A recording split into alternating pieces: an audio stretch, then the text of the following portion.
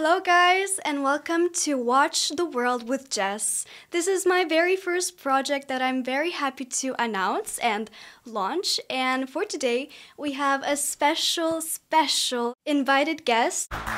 Salutare, dragi prieteni! Sunt Ioana Vatamanu-Mărgineanu și vă zic bine ați venit! And I'm so happy to have her here because, well, she's a very interesting person. Hello! Thank you, Jessica, for inviting me here, and congrats with this new initiative that you launched. As well as, I know you're a filmmaker, I know you are a director too, and a very, very active global citizen in Moldova and also globally. And I wanna know, can you introduce yourself in under 30 seconds? Oh, thank you very much for this presentation. I mean, I'm flattered, but my name is Ioana Vatamanu-Mărgineanu. Thanks for laughing at my name. It's a really long name. I know, it's a really long name, yeah, but until now, like, it was kind of clear that it's my mother's name and my father's name. But since, like, I don't know, 1 year or something like that, I get these questions like, are you already married, or why do you have a double name? No, it's just my mother's name and father's name. Yes, I finished economics, but I didn't really like this field, so that's why I said that no, I should pursue my dreams, and these were something linked with filmmaking or hosting some TV shows, so that's where I want to focus right now on. Oh, that's really nice. I mean, starting economics, like what made you choose this path? Yeah, honestly, like when I finished the school, I wasn't that sure what I want to do in my life, so that's why I just chose something safe, you know, like a safe choice. And I said that economics would help me in any other field that I would then decide to choose. And it actually helps me in like managing my money or writing the budget on some projects or something like that. But I wouldn't necessarily work only in the field of economics. But it was like a safe choice, and it made me grow this hunger on making like movies and dreaming about doing what I really want to do. Well, that's great. I mean, I'm sure there are lots of people out there that also struggle in finding what they want to do and what they want to pursue in life. And here's my next question. What was your dream when you were young, and what is your current dream at the moment? Are they any different? That's an interesting question, because I don't really know what my current dream is, but I surely remember what my childhood dream was. I don't know why, but I always dreamed myself of becoming this news like TV host, like news host. I don't know why, but I just was watching a lot of television and pretending that I'm how do you call it? Like the guy who's news reporter or something like that. Yeah, just, hello, my name is Ioana Vatamanu-Mărgineanu, and I'm ready to tell you what are the most important news. That is like the phrase that I've been telling all my childhood, you know. But then I started, like, at school I was really fond of mathematics and this kind of sciences, you know, related to mathematics, and also foreign languages. So I kind of divided my focus in more directions. Now I'm not really sure if I have one single dream. It's maybe my biggest dream would be to have the satisfaction of making the most out of it, out of all the circumstances I'm living in right now, out of the time and the places I am right now. Because I read this citation of Spiru Haret. He said that I am dying with satisfaction, with this feeling of being satisfied with what I did, taking into consideration the circumstances, the time, the people that I had around me. So that's what I want to do. Like, that's the feeling that I want to have. I really like that saying. I've never thought of that, actually. And you said you dreamed of becoming like a TV host. I mean, technically you are one at Erudit Cafe. Like, can you tell more about this? Because I think that's a wonderful position to be at. Yeah, this thing came as a surprise for me because I was just really fond of all these intellectual games, and I was a simple player, or I just was a participant at this TV show, Erudit Cafe. It's broadcasting on the national television Moldova 1, and I was simply participating there. But then the previous TV host, Marcel Spătar, he got the position of being like the Minister of Social Protection in the government. And of course, he couldn't combine both jobs. So he just proposed or offered me this position. I said, oh my God, that would be cool. And yes, now I am hosting this show. And, you know, it's not about only like being in front of the cameras and reading these questions. And it's not only what you see on the TV.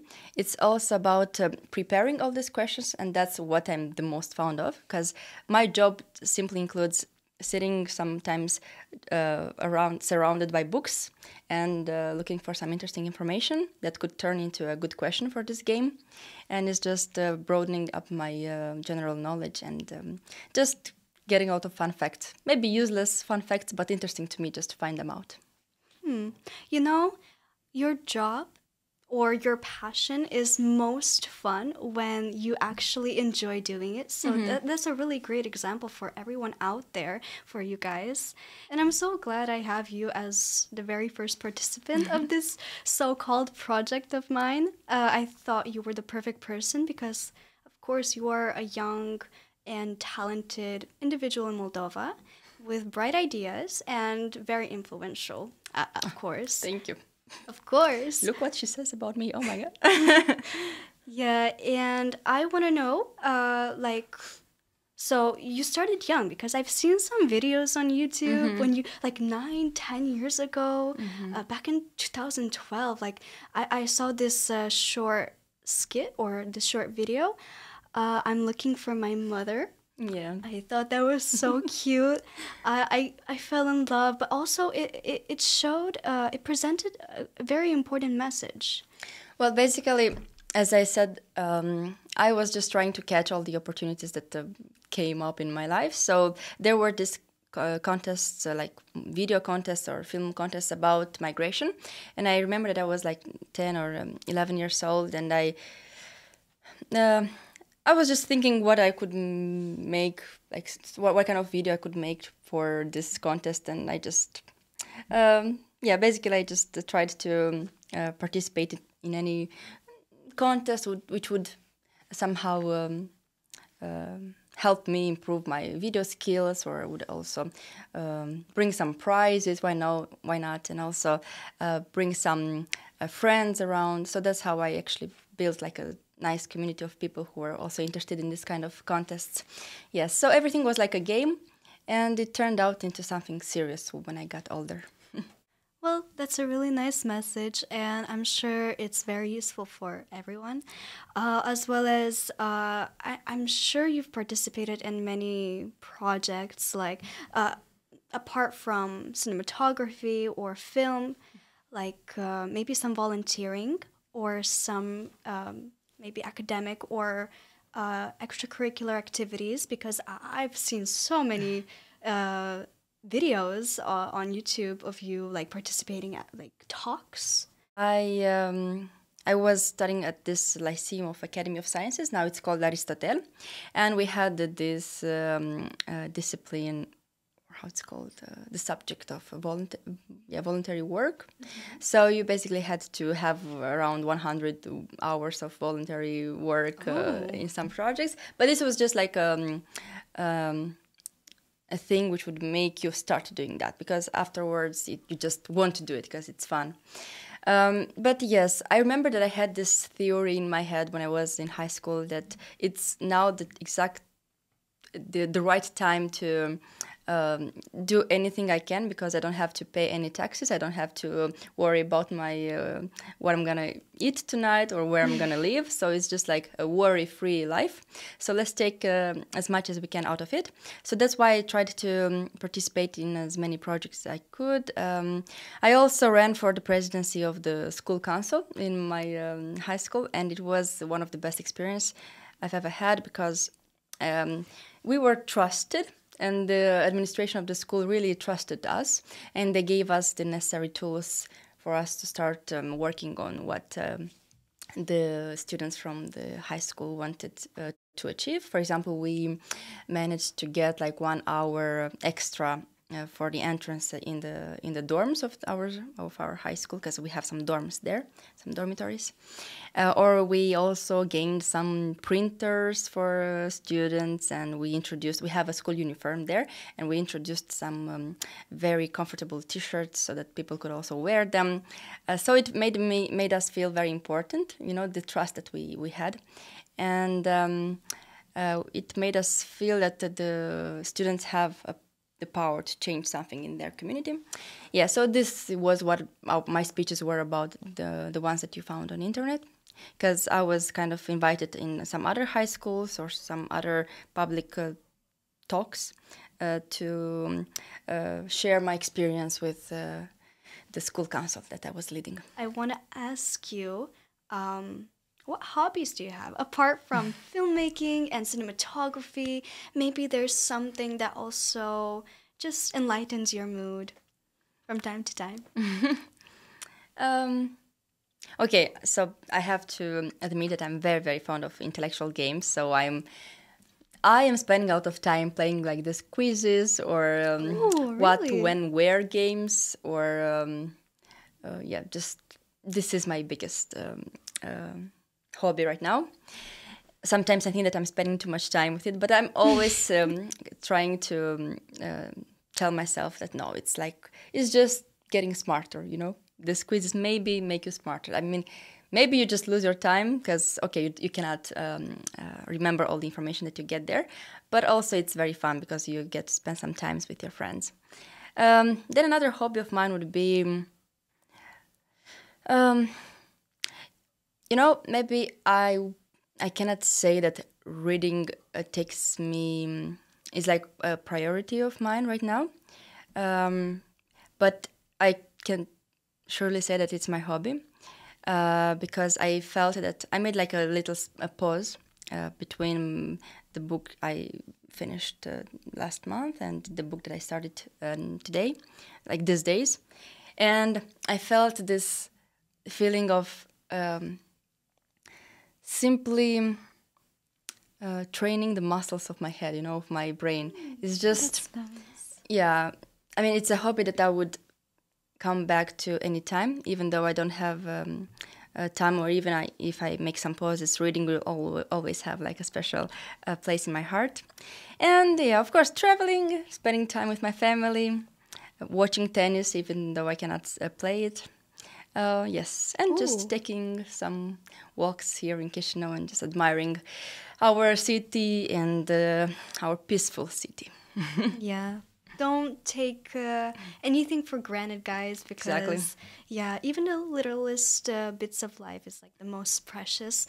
And also, I wanted to comment on your way of speaking and expressing yourself, because I love your accent, as well as in Moldova. I mean, yes, people speak English, they learn English, but you seem to have like this natural flow to it. So No, you seem to have it. because yes, I was in the States, but I mean, you have also visited the New York. Yes, right. So that's a great Yeah. achievement too. But before we get to New York, like, how did you learn English? At school? Oh, Yeah. just school. Yeah. Oh, so wow, the power of school is really doing its job. Jessica. Thank you. Yeah, and okay, so you've been to New York. How? Yeah, that was one of the biggest adventures of my life. I was 18 years old then, and I simply applied, like as many other opportunities that I tried to apply to. I just applied to this United Nations Young Leaders Reunion or something like that. So basically, it was about 100 young people from 100 countries, which would come to New York to the United Nations building. Headquarters, Yeah, exactly. And they would simply get together to discuss what are the main problems of our young generation, what could we, or the United Nations administration could do to improve our opportunities, our possibilities, and to in this era of globalization. So basically, I had the chance of visiting these high-level institutions, United Nations and everything, and also build a network of 100 people from all around the world who also came to this global forum. Yes, and the biggest adventure was because I was alone there, so I had to go to New York alone when I was only 18, and maybe now it doesn't feel that brave enough. Like it doesn't seem to be a courageous fact to do, but maybe it was the thing that made me have like the greatest story for my future grandchildren, you know. Because I'm always living with this thought in my head, I should have some stories to tell to my grandchildren, you know.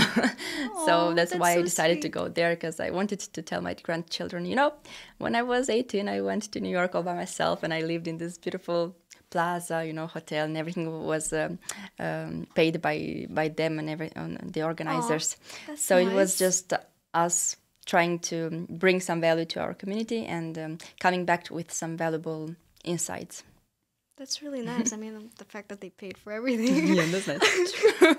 Yeah. I mean, at first you may think it's all a big risk, but once you do it, it's like it just comes naturally. Yeah. Of course, it's hard. Yeah, of course, there are going to be some obstacles, but you're going to regret it if you don't try it, so just try it. The film, Zici, I saw the trailer. I mean, when you visited our school and gave your talk, like, I fell in love at first sight. So can you tell them, like, what it's about, when it's going to come out? Yeah, so it's about, it's already out. It was launched in 2021, and it's about this couple of there's a couple, a boy and a girl, and they are just hitchhiking from Chisinau to Grigoriopol, and they stop a random car, and this guy who is driving the car is turning out to be kind of unpleasant man and who is asking too many questions, and there is like a tension growing in the movie, in the car, like these questions and the movements that he's making and everything. Yeah, so there is a tension growing, and then in the end it explodes with some kind of secret ending, because I cannot tell you what the ending is, and I also ask the audience or the people who are watching the movie to not disclose the end of the movie, because we came with this experiment of showing it twice. So everywhere where we're going, in the cinema or at schools or at the festivals, we are asking to show it twice, because the second time you watch the same movie, same words, same images, everything is the same, but you watch it from a different perspective. So it's kind of a game with your brain. That's really nice. I mean, I wouldn't mind watching it the second time. What was the best experience from doing this film? I mean, because I think it was you directing it. But like, did you have a big team, or was it just limited? Yes, I think the best experience or the best thing that I learned is that it's so hard to make a movie. That's the best experience that I had. And I couldn't have done it without the help of the team that I had. There was like a team of professionals, including George Secriero, the guy who signed the image. So he's a very known film director of photography here in Moldova. Or Vlad Sabaju, Corina Rotaru, and Tudor Andronache, they were the actors of the movie. Yeah, and everything was happening kind of, it was a new ocean for me, you know. I was swimming there for the first time. I didn't know what the water would feel like, but it was a warm water, so I liked to swim in this ocean called film directing. The process of making it took about 2 years, I guess. So I wrote the script for 1.5 years, and then we started the casting process, the repetitions, the pre-production, and then we filmed it. And the post-production, like the editing and colorizing it, sound engineering things, they took also about 3 months. Yes, so in October 2021, we launched it in this great hall, like the cinema of Patria Loteanu, yeah. We had the premiere there, and I remember that I was so I didn't know what to feel. Like I had too many emotions to feel anything, so I was just so neutral, when the premiere happened. But then I started to feel these sensations of having your movie screened in front of all these people, and just understanding that the words that you wrote someday in your room, like sitting on the chair at your table, these words are now heard by so many people, and they maybe can implant some thoughts in some people's heads. So that's like a very interesting feeling to have. The idea of like changing some minds, maybe, I don't know, just implanting some words, some thoughts. I love the way you said that the movie traveled along with you, like together. And it sounds as if like the movie was like your friend alongside with you. And it's just like, it's a nice thing to think of. It's like you're not alone, but at the same time, it's like an overwhelming experience because it's something new that you're going through. And also, this movie was like shaping your narrative.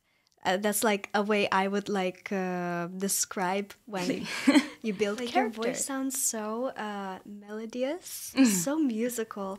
The way you make different comparisons to one thing to another, like you sound very poetic. Like, like I love that trait of yours. Like, do you do poetry, or do you like writing, for example?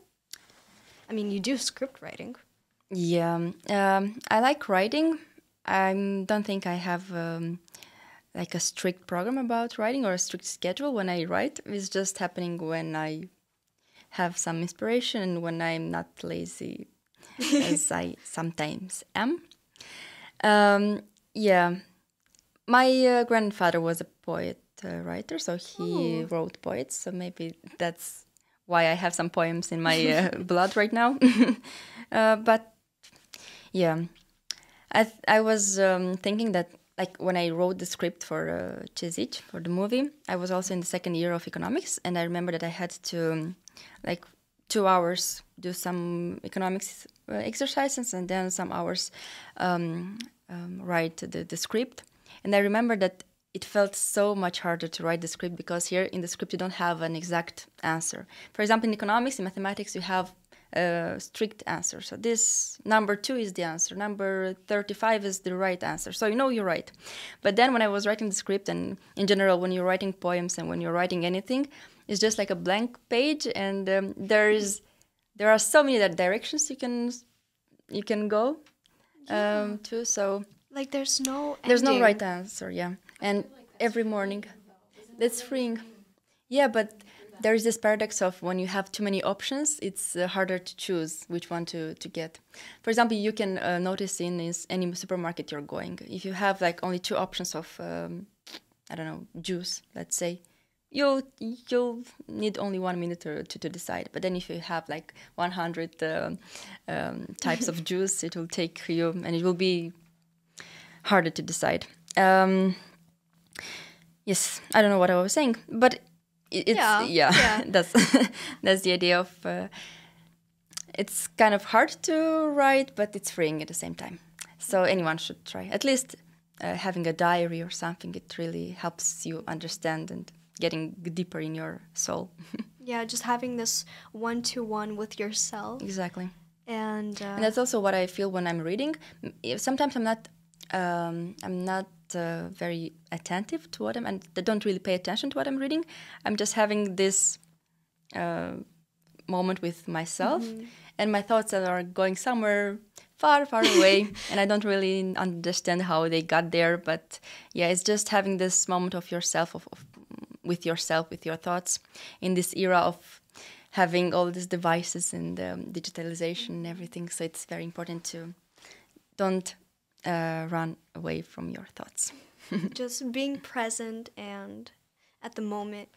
I want to talk about your series that's going on. Like I've seen on YouTube, on Instagram. Sunt Aici. It's translated to I am here. So I really like the creativity involved because you, at the same time, you're meeting new people, talented people from Moldova, and visiting like touristic sites of Moldova. And for your information, like I've never seen those sites before. Really? Yeah. So I find it really fascinating. Every time a new episode comes out, like I am being sincere with you. I am falling in love every time. Thank you, Jessica. Yeah. Yes, Sunt Aici is the project I'm working on right now. Yes, it's about what I was saying previously about making people know that there are very talented young people here in Moldova and very interesting and cute places to visit. So that's the idea behind Sunt Aici. It's basically having a short video of 5 minutes, I guess, in which you discover both an unknown gem of Moldova and an unknown gem of Moldova in terms of young people. So it's, yes, it was so easy to find both people and places, talented people and beautiful places in Moldova, so we don't have a scarcity of that. Yes, it consists of 9 episodes, and we traveled throughout all this. We traveled, in September, I guess, to all these places from Moldova, and it was also a nice experience for me to discover these places. So you actually really have a lot of places to go in Moldova, and I guess before going somewhere far, far away from here, you should know what's happening in your country. And also, there's young people who are kind of excelling in the field that they are specialized in. They just need so many more hours of movies about them because they have so many things to say and so many things to show. So yes, Sunt Aici is just about discovering Moldova, which means places and people. And do you want a fist bump? What? Oh, okay. Yeah. So thank you so much for this interview. I'm so happy that you are the first. And thank you, Beatrice, for helping and your assistance. Like, Beatrice is here. Come here, come here. This is Beatrice, guys, and she has been helping in the background. You can hear her. Beatrice doesn't know this yet, but she's officially hired to help me in everything. In every interview. So thank you so much, Beatrice. Thank you so much, Ioana. Thank you, Jessica. I hope to see you soon. Yes, and congrats with this initiative one more time, and good luck with building it higher and higher. Thank you so much, and I hope you have a great day. Bye, guys. Yay, okay.